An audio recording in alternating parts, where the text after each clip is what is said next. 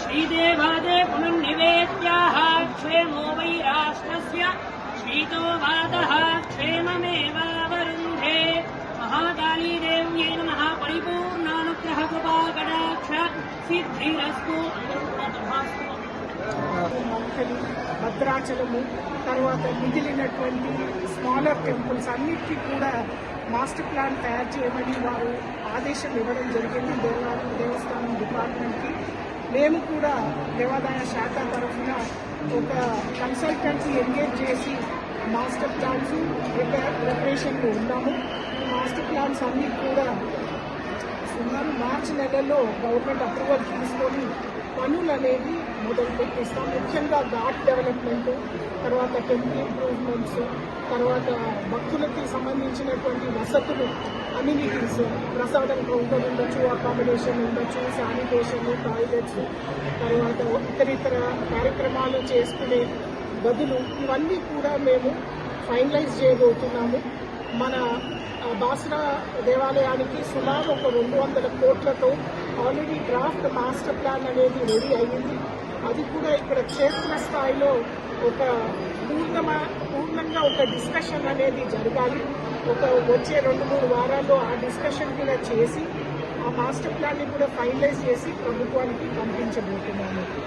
ఖచ్చితంగా మనకి బాసరా దేవాలయము చాలా ప్రసిద్ధమైన దేవాలయము. పూర్తి స్థాయిలో అభివృద్ధి చెయ్యాలి అనే కోరికతోనే ప్రభుత్వం ముందుకు కదులుతుంది. సరస్వతి అమ్మవారికి వసంత పంచమి రోజు సరస్వతి పూజ కూడా చాలా చోట్లలో చేస్తారు. ఈరోజు మనకి బాసరాకి సుమారు 1.5 నుంచి 2 లక్షల మంది కూడా రావడం జరుగుతుంది.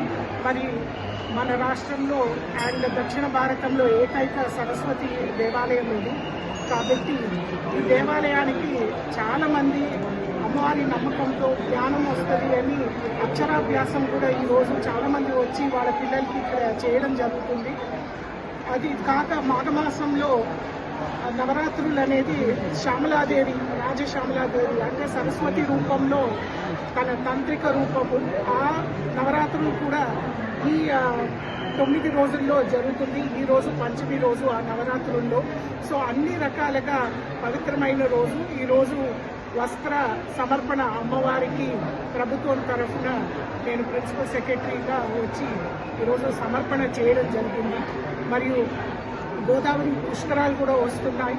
మనకి ఇట్లాంటి టెంపుల్ సెంట్రిక్ డెవలప్మెంట్ అనేది ముఖ్యమంత్రి వర్యులు ఖచ్చితంగా చెయ్యాలి.